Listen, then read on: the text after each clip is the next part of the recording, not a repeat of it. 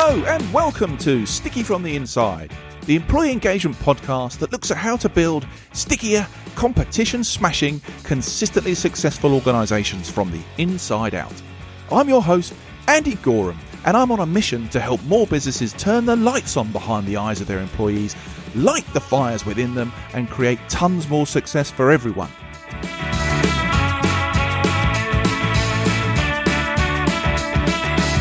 This podcast is for all those who believe that's something worth going after and would like a little help and guidance in achieving that. Each episode, we dive into the topics that can help create what I call stickier businesses. The sort of businesses where people thrive and love to work, and where more customers stay with you and recommend you to others because they love what you do and why you do it. So, if you want to take the tricky out of being sticky, listen on. Okay then. Dan Pink's often quoted and highly successful book Drive takes a look at the factors behind personal motivation. If you haven't read it, I highly recommend it. For me, the major takeout are the three factors that determine our desire to do something. He refers to those as purpose, mastery, and autonomy. Purpose is about being clear on the bigger reason for doing something. Mastery is the feeling that we're constantly learning and on top of our game and feeling confident in our capabilities. And autonomy is having the freedom to just get on with it. It's a pretty compelling trinity, I think. And if I think about our current climate, I want to pick out mastery for today's conversation. Recruitment is extremely tough, and more businesses are finally focusing on retention strategies to plug gaps in capabilities and skills. So things like learning and development are firmly back on the agenda for more places. Yes, at last. Now, part of any successful individual learning journey involves getting a clear view of who you are, what you want to achieve, what you're good at, what could be developed, and how that fits in with your team and the business's needs as a whole. Now, there are many tools on the market to help people do that. Like me, many of you may have been put through tools like DISC, Insights, MBTI, and Hogan. And over the years, they will have helped in the personal development of many, many people. The thing is, do they really help as much as they could? Are some of them a bit generic? Do they end up pigeonholing you as a type? Do they really recognize you as an individual and the diversity and benefit you bring to a team or organization? Or do they supply you with a label that you can wave around willy-nilly to excuse you being your authentic self? Look, I am a personality profiling practitioner myself, so I'm not here to slag off any of these well-established tools. I'm just wondering if we're using the right things for the right reasons and getting the best effect. Well, with me today to offer a different perspective and opinion to mine is Nicola Jackson, who's a personal strengths coach. Nicola uses another tool, StrengthScope, to help people and teams to recognize and harness the power of their strengths. With a background in HR and learning and development, she's passionate about growing capabilities from within an organization, and I'm looking forward to seeing where this conversation goes today. Welcome to the show, Nick. Thanks, Andy. Thanks for inviting me on the show. Oh, no, lovely. Great to hear you. Lovely to have somebody who does similar things in the personality profiling stuff, but uses a different tool, comes from a different background to me. Crossing the streams of marketing and HR and learning development is always a scary thing on this podcast. But today, I feel confident. I think it'll be good. Nick, I know you, I'd like to say pretty well, but my listeners, maybe not so much. So why don't you just give us a quick introduction to you, what you're doing, a bit of background, and what you're currently focusing on. Absolutely. So as you say, HR background through and through. So I had a really great opportunity in 2020 to leave my corporate career and venture out on my own, where I formed my business personal strengths coaching. And I suppose for me, the passion there was to focus on the personal development side of things. So L&D has been my passion. That's where I really find my energy. So supporting and developing others. And so for me, it was about getting a really good balance between being able to do that for others and also have a great family life. I've got a young family who absolutely, I love being a part of that dreaded school run. And so for me, it was about getting a bit of both, and personal strength coaching has absolutely allowed me to do that. So I focus at the moment is mainly around teams. So absolutely, I support individuals and I help them in terms of through coaching. But there's been a big focus at the moment about supporting teams in making sure, from my perspective, they're using their strengths, the things that energize them, to get the best out of that team, to be as effective as they possibly can be. And I suppose through the pandemic, people haven't spent as much time together, face to face, learning and understanding each other. And so now we're coming back together. There's a good opportunity for them to suddenly learn a bit more about what it is that they're bringing to that team. And I use a psychometric tool to absolutely help me do that. It's really important, isn't it, to just take a pause there to think about, even if you're still working with the same people, the chances are today you're doing that in a different environment, or you've got people from an extended reach that perhaps you didn't see as often, even when you're in office, because they were in a different office. But now you're even connected on mediums like Zoom or whatever it is, or Teams, and your team setup, your team environment is quite different regardless. Absolutely. And it will have gone through loads of changes. So we all went to this can't work from home, are working from home. So very virtual. And now people are starting to come back together. So all of that absolutely has an impact. And then I suppose there's a question, how well did you know that team if they are the same before the pandemic? So maybe this has just put a bit of a spotlight on it. And then you suddenly realize that we don't know each other as well as potentially we could do. Yeah, I probably told this story before on a previous episode, but I did have a friend who runs an independent agency I still have a friend who runs an independent agency in London, but he said actually over all the lockdown where everything had to be kind of done over video and one-to-one chats, he said, I actually got to know my team far better on a much deeper level because I had to take the time to have those one-to-one conversations, talk about them, get to know them properly, rather than the sort of veneer of tapping someone on the shoulder as I ran around the office on a Monday saying, hi, how are you? How was your weekend? Not really listening. And I think this whole conversation is going to be around 2 or 3 things. Focusing on yourself and understanding yourself, focusing on the impact that you have on others and how that whole team thing comes together. Right.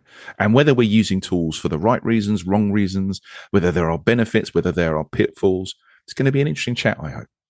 Absolutely. And I think there are those managers that have absolutely used it as a real opportunity to get out there and get to know their people. And thank goodness for individuals like that. Yeah, good for them. That's what we like. More of that. I said in the intro that I'd been put through some tests myself. Come on, fess up. Which ones have you been through?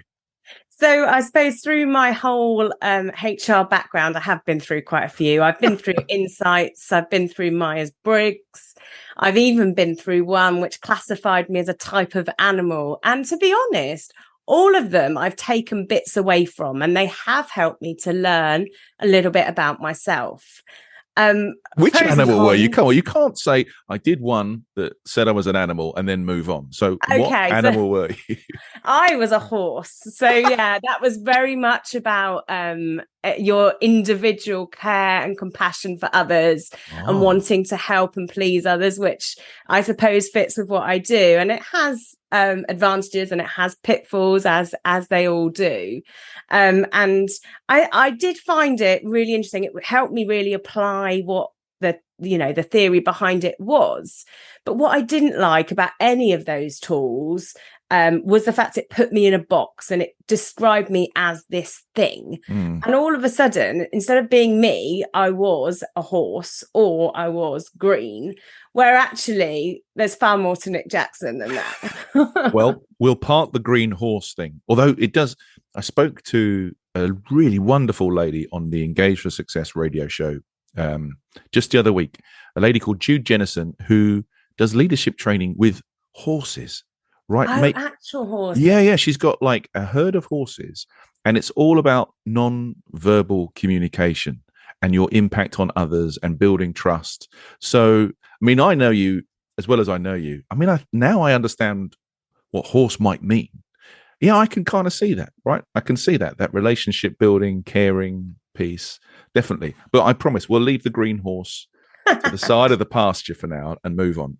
In the intro, every week that gets played at the start of this show, I talk about lighting the fires within people, as opposed to what was always said to me back in my corporate days of light fires underneath people. And when we've talked about this sort of stuff before, you have used a phrase I think is a similar thing, because you talk about putting wind in their sails. So what's that mean, and how's that relate to this topic today? Well, I suppose the strengths approach I would describe in, if you imagine in your mind's eye, a picture of a sailboat. So that sailboat I am using to describe yourself. So that's you. And you're sailing towards a desert island. So this dream vacation we've all been getting to, essentially our goal, where we're going in either in our personal lives or in our work lives.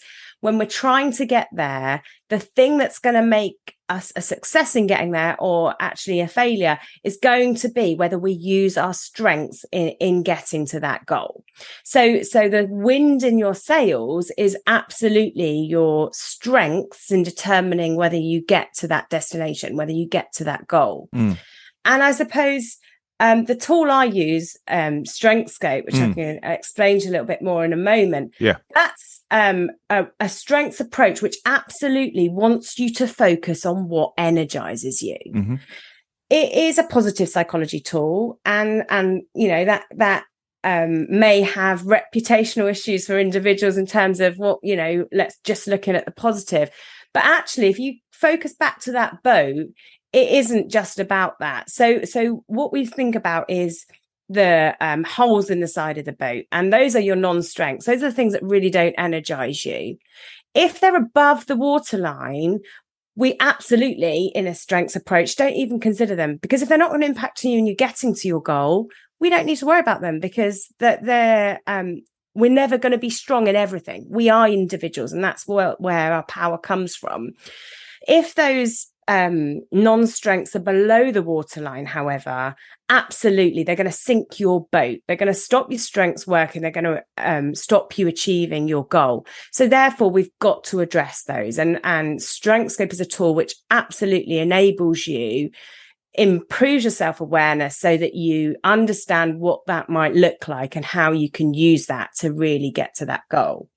I think that's interesting, isn't it? Because when I talk to people around human leadership and this stuff, that the word authentic always comes up, right? And we talk about being your authentic self because everything's easier, right? You don't have to work hard to be something that you're not. It doesn't mean we can't do other things. Doesn't mean we can't work outside of our preferences. It just means we have to be more conscious about them, and we have to dial up a lot of energy. You know, if I'm sitting on a spreadsheet, I know I need a little rest and a sweet treat afterwards to get some energy back up, right? Doesn't mean I can't do them because it's not my penchant, but it does mean I have to work a lot harder. And I'm sensing that's pretty much where the StrengthScope stuff comes from, right? The things that you're really good at and naturally good at. Is that right? It is right. It is right. I think there's one thing to bear in mind, though. So it's not just about what you're good at. In fact, it's what about your energy comes from, what comes so naturally for you. So if you're using your strengths, you won't say, oh, I'm trying to do that, because actually you won't need to try, because it will come very naturally in terms of you doing that. The spreadsheet example is actually one I use a lot with my clients. If you think about someone who has a detail orientation strength, they'd absolutely love to sit in that spreadsheet all day, to submit it at the end of the month. Let's spend the last day of the month doing that. However, for those individuals that don't have that strength, that can be a real challenge. So that they're going to spend that day working on the spreadsheet, and by the end of it, they'll have nothing left. They'll be totally drained. And so in terms of well-being, it's about making sure that if you aren't detail orientated, and if that doesn't give you energy, we'll break it down and do an hour every morning rather than spending the whole day on it. Once you've done that hour, make sure you move on to something that really does energize you, because then you're, in terms of well-being, you're in a far better place.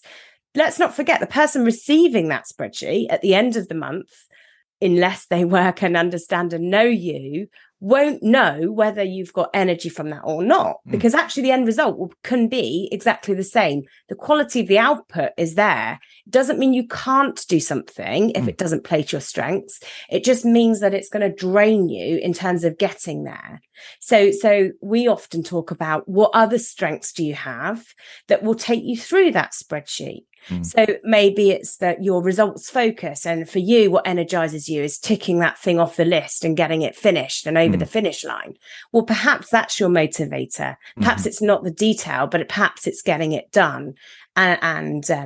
And then I suppose it's addressing the quality and those sorts of things that come behind that. But it's all about trying to maximize what your superpowers, what your personal strengths are, to help you achieve results that way. So it's about the how you get there, not just I've got there, I've achieved this, I've done the spreadsheet.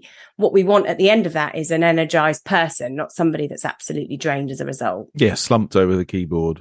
We don't need that. I think that's really interesting. I mean, literally this morning I was just conversing with someone on LinkedIn on something similar, but glossing over the good stuff. You know, there's a tendency in business today of just, we've done something, well, don't worry about it, forget about it, just move on to the stuff. We've got so much stuff to fix, there's so much stuff but not taking time to recognize where we've done really well or where we've been strong. And I this is the sense I'm getting from the Strength Scopes tool that you're using. It's absolutely thinking about what you're good at, what gives you energy, and focusing on making the most of those things as opposed to just taking them for granted. Yeah, stretching them, really using them a little bit more. So the natural human nature way is to fall to maybe what I'm not good at, or the negative pathway of thought. But actually what we want to do is try and move it to like the opportunity that's there. So in terms of what you are asked to do, the task might not change. You might not have much flex there, but what you have got flex in is how you address that and how you do it. And so I think that's where the repositioning goes, changing your mindset. Instead of looking at, when people will look at their strengths wheel, often their first thought is, where's my shortest spoke and how am I going to make it long? And absolutely, that's not about what strengths is about. It's about making sure that you're using your long spokes, your significant 7, your energizers, as much as you can within the role, because you're getting the best out of yourself. Your organization will naturally be getting the best out of you. So it's a win-win situation. So spending a bit of time changing that thought process, changing that mindset into a more positive one, is a win-win for the organization and for the individual.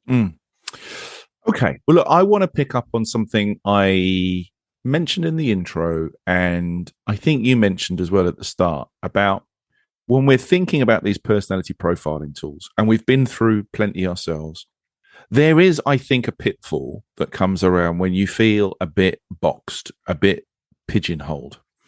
And we also see it, I definitely see it in sorts of leadership development stuff. Someone's either come out of insights or see me or whatever, and they start running around, I'm a red, just deal with it, right? I just need stuff. Rather than what I think these things are about is self-reflection, self-awareness, and flexibility, being able to sort of adapt to different people, to different situations. When you're using Strength Scope, how is it different, right? So how is the pigeonholing thing not happening with your tool? Yeah, so I suppose with Strength Scope, the wheel in your mind, if you can imagine a wheel split into 4 sections, so those 4 sections around 4 different areas of strength. So it works well with the likes of insights, because actually some of that maps across relational strengths, we've got execution strengths, thinking strengths, and emotional strength. So those are your 4 quadrants. So if you wanted, you could absolutely look at those. But the value from Strength Scope isn't about that. What it's about doing is looking, each of those strengths have got 24 strengths that fall within them. And using Strength Scope, identify 7 of those 24 that are unique to you.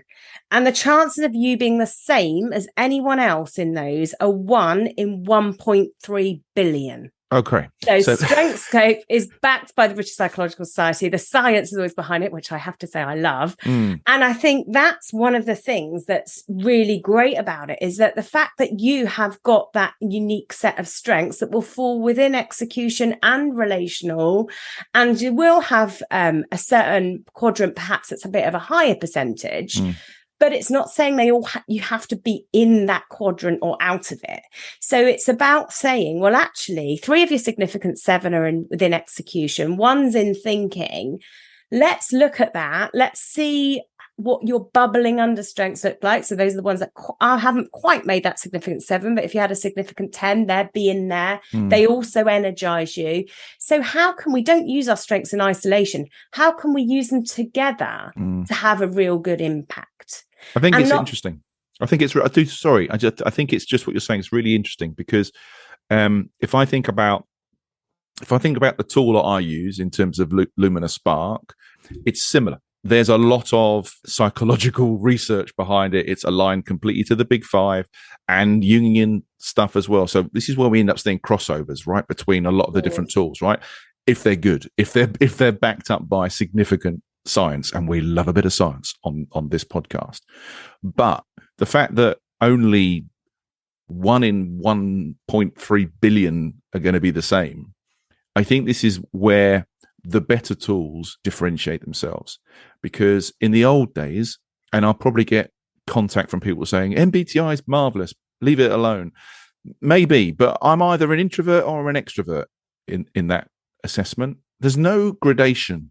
You're in one box or you're in another. If I take Spark, I'm recognized. I'm on a line between introvert and extrovert at one in one piece of measurement. And on any given day, I can be extremely extroverted. And in other situations, I might be incredibly introverted. And that measurement recognizes that. It doesn't say I'm one or the other.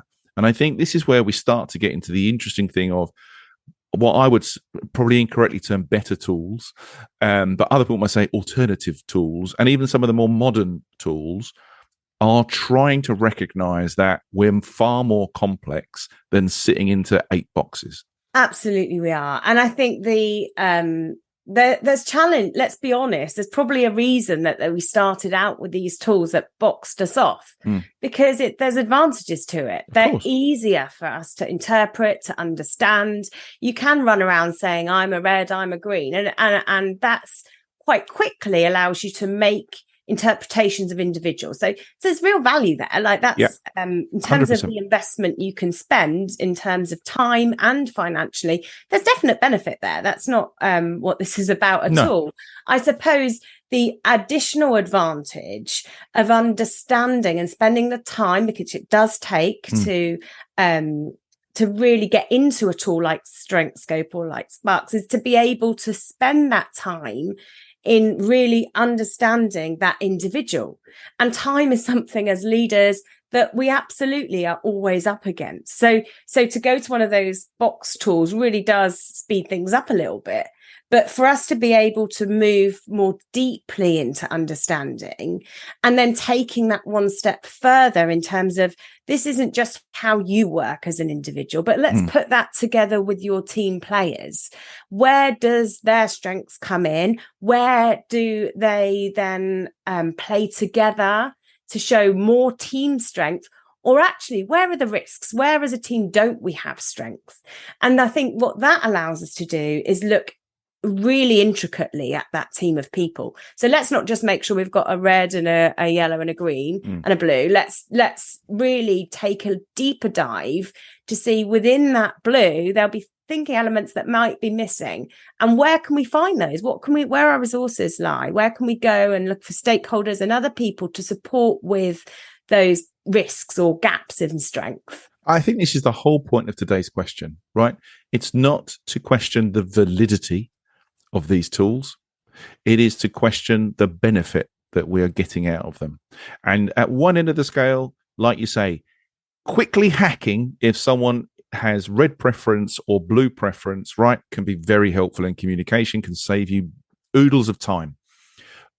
But there's so much more capable coming out of these tools for both individual development growth, and for team cohesion, development, performance. And at the end of the day, we need a return on a lot of this stuff. Of right? course, absolutely. So performance is really, really important. It's nice to sit in a room for a couple of days discussing all their preferences and how it all fits together. And I remember when I sat down with a team and did MBTI and looked at my little dot, which was miles away from everybody else in the team, and I cried and said, "That's the problem. That's the issue, right?"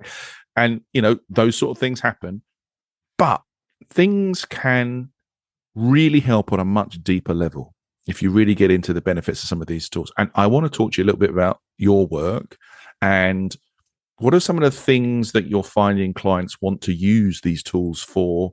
How are they finding real benefit? And how are they using it in not a fluffy kind of top level sense? How are they really kind of like applying it in the day-to-day work? So I suppose there's several ways that my clients are using this. And the first probably the easiest way to implement for many businesses, because this is a different approach and we get pushback in terms of how is this going to be received by the business? And that fluffy thing is absolutely there. Once you start working with it, you can see actually it's far from fluffy. There's nothing, it is absolutely a recognition of strength and therefore it's positive psychology. But it doesn't buff over anything that we don't need to look at. In fact, it allows us to look at it in a lot more detail. So it's helping individuals. So when I have a new coachee, often they come to me, they're new to a regional role or they're new to a line management role. And that's a big transition, Andy, isn't it? We going through that step. So often it's about supporting them in terms of giving them confidence. So these individuals all of a sudden really value what they have. What are their strengths? And the 360 is able to be used as StrengthScope is able to be used as a 360 tool. So it has that element in there that really does allow them to get feedback from their team. So all of that put together, the feedback, the strengths, knowledge, the self-awareness that individual has really helps them in terms of confidence, and working through coaching allows them to really apply it to what they're working on. So I am so fortunate to be able to see the transition in those individuals from the beginning of the journey to the end or midpoint in the journey, when all of a sudden they're really stretching and maximizing those things that they're bringing to this new position that they maybe didn't understand or value before. So that's massive. I suppose moving more onto other ways of using it, I use it with sub teams. So 2, 3, 4 individuals that have started to work together, perhaps, or potentially have been working together for some time, but aren't working effectively together. So they're not getting the most out of each of those individuals and what they bring to the team. And sometimes that can result in friction. Yeah. So sometimes we have slightly different strengths, and you may have a critical thinking strength where actually when you get some facts and data, you want to argue it out. You want to debate that in terms of how that idea someone's brought up works. And somebody without that critical thinking strength can land that and think, well, hang on, every idea I have in my creativity mind, I'm using my strength, coming up with these ideas, and you're just batting them down and being really critical of them. Well, all of a sudden, that friction, when you understand each other's strengths, kind of dissipates a little bit. Because you understand they're not coming from this in a way to be critical. This is where their value's added. So actually that criticalness of the ideas can be really valuable to the team as a whole, because once you get to the end of that process, you've got a real great quality idea. It's almost been internally assessed before it's launched. So that critical thinking is really valuable. But unless you understand and perceive why that's so and where it's coming from, it can result in friction. And actually, that's where some of this is coming in really usefully for us to get together with those individuals. Openness, we build trust in terms of sharing what those wheels look like for each other and how we can bring those together and use them to make the most effective team. I think that's, again, really important, because you can get what I would frame as positive friction. So because someone's good at something, they're always dumped with the same tasks from the team, right? Now, okay, that that might work. In a lot of cases, it doesn't. It can breed resentment, or why I'm always getting this. But at the same time, that's not an effective use of that skill, because that individual can actually help develop other people by sharing their strength, right? By educating people, by sharing a bit of what's going through their mindset, by sharing a bit of their process, a bit of their thinking behind things to help try and grow and round the team as a whole. I also think it's really interesting that what you talked about at the start there about the point at which this stuff's really useful for people, because often it is making that transition, right, from team member to manager to leader. You know, typically in the early stages of your career, you're leading task, right? It's a thing. Whereas as you go through, you're leading people.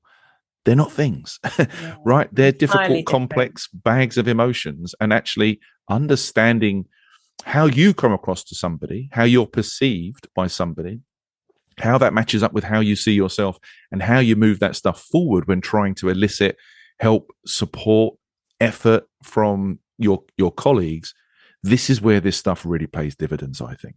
And it's not about that person's intent isn't the result, is it? So the outcome you're getting is absolutely not that person's intent. Their intent is most in the main positive, but the outcome can be perceived as something slightly different. So yeah, I think it's really valuable in that sub-team approach. And to take that even further, we then do it as a leader approach. So that's through a leadership team.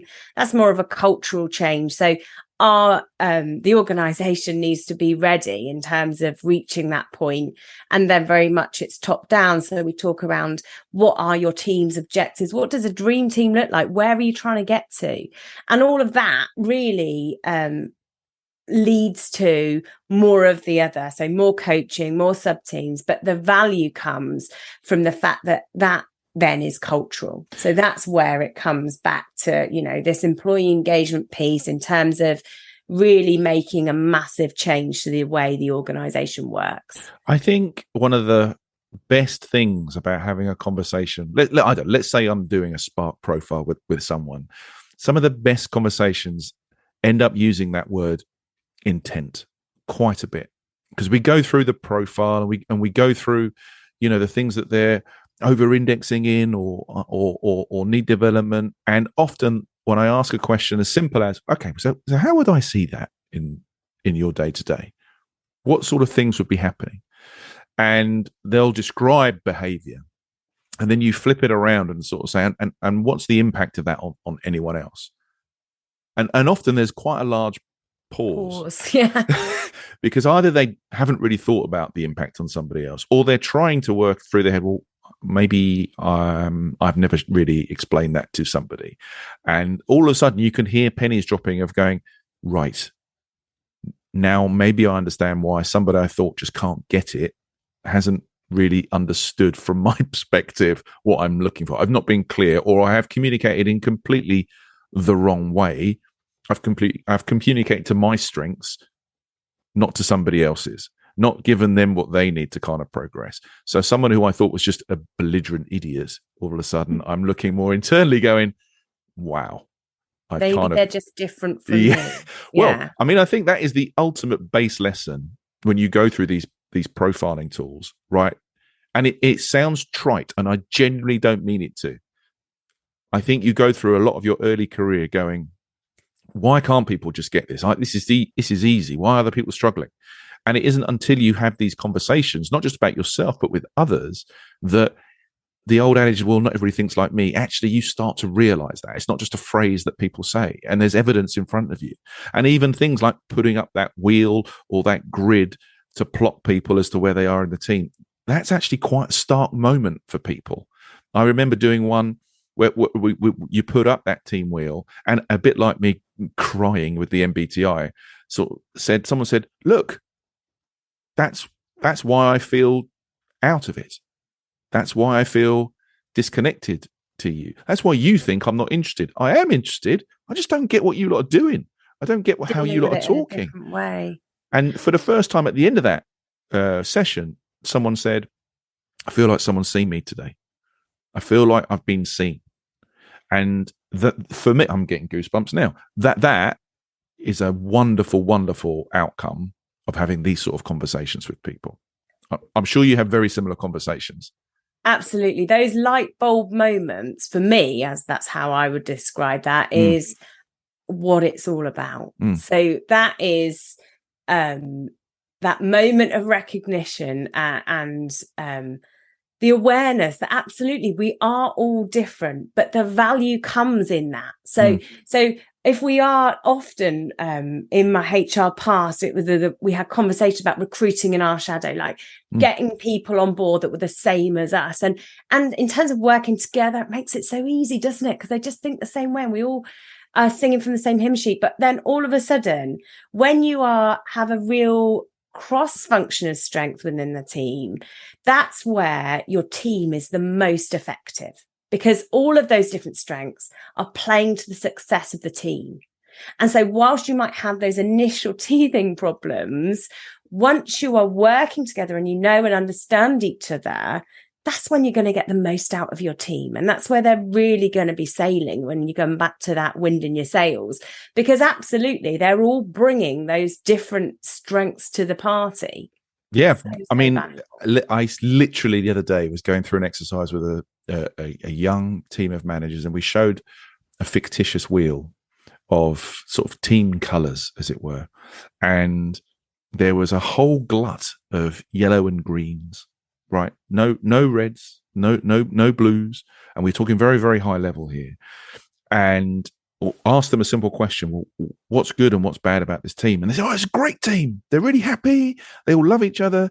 Things will be easy. They probably work really, really well together." Yeah, I bet they do. I bet they do. But on the other hand, there's the question of, well, let's think about the Lencioni pyramid, right? The 5 dysfunctions of a team, right?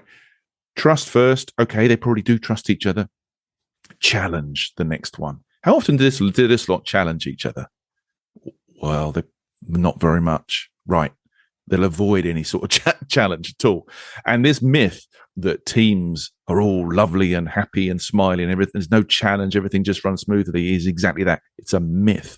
You know, really great teams do challenge, do push, do like really work issues through hard to get to a point where they've all got common understanding and commitment behind something. And I think this sort of stuff is where you really see some of the real benefits of understanding your own behavior and how it impacts others and how that works more cohesively as a team. That challenge, that really leads to the stretch, doesn't it? Yeah. So in terms of, we never, there's no challenge, we don't need to.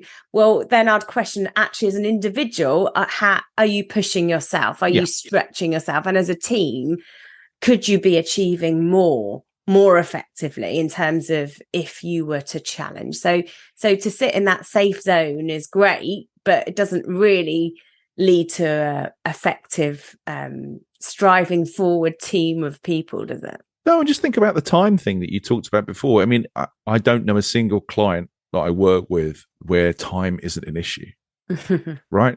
And, well, I haven't got time to input in these sort of things. We haven't got time to do these things. We're very, very busy. But how much time do you spend running around 3 or 4 or 5 different times after you've tried to work something through because it hasn't been worked through? Or you have to re-communicate something 3 or 4 times because you haven't thought about the communication needs of a particular audience or individual, and you're wasting time doing that. Wouldn't it be easier if you had this stuff down pat right from the get-go? Wouldn't you save a ton of time? Wouldn't you work problems through more effectively, which means you didn't have to do second and third iterations of projects or implementations? We just waste so much time wasting time by not being effective in the first place. This stuff, I think, can really help people be effective right from the get-go. And what real benefits do you see? What are some of the most common benefits, Nick, that you see businesses gather from the work that you do with them, from those light bulb moments that happen? The main benefits, I suppose, are it varies so much depending on the team, I suppose. But in terms of it's the how. It comes back to the how those teams are working together is radically different. So instead of those relationships are based on them pulling together towards the goal, rather than that friction being there and time and energy spent trying to resolve those issues. So having that understanding of each other really does mean that they're pushing forward. One of my latest testimonials really talked about accountability and driving projects forward far faster. And I think that where you've just talked about your examples in terms of, being proactive rather than reactive. You don't have to repeat because you've thought it through. You spent that time planning, and that this all falls into that really. So in terms of what are the businesses getting from it? They've got engaged teams that want to work together, that want to challenge, that want to push and move that role forward to be something more than it currently is. Well, as an organization, why wouldn't you want that? For me, it just seems so logical that this is something that really benefits organizations in so many ways. I would completely agree with you. And let's be really logical with a little bit of fun, right? Because we have run out of time already. But we go for a half-hour coffee chat, and an hour and a half later we decide, oh, blimey, that half hour's gone. So we've come to the part of the show I called Sticky Notes, Nick, right? So I'm looking for some of your pearls of wisdom to get summarized onto 3 little sticky notes people can take away. And on the topic today of, I guess, making more of these sort of personality tools and particularly their strengths, what 3 pieces of advice would you give to the listeners today? Okay, well, my first one has to be starting at the beginning. So start with knowing yourself, your strengths, your motivators. Make sure you know for yourself what they look like. Number 2 would be know your team. So understand their strengths and where you can step up, where your role is, your strengths are really needed, or where those other team players come in terms of their strengths. And my number 3 would be consider how you achieve, not just what you achieve, because that comes back to your well-being. And we can always go back to the spreadsheet example. We can all get the right output there. The spreadsheet can be correct for all of us, but we want to be energized at the end of that, not drained. Nice way to finish. A nice meta thought for the end there about how. Nick, love talking to you today. Thank you for taking time out of your busy schedule and school runs to have a chat. No problem. Thank you. And you take care. I'll see you again soon. Bye-bye. That was Nicola Jackson. And if you'd like to find out a bit more about her or any of the topics that we've talked about today, please check out the show notes. So, that concludes today's episode. I hope you've enjoyed it, found it interesting, and heard something maybe that will help you become a stickier, more successful business from the inside going forward. If you have, please like, comment, and subscribe. It really helps. I'm Andy Gorham, and you've been listening to the Sticky from the Inside podcast. Until next time, thanks for listening.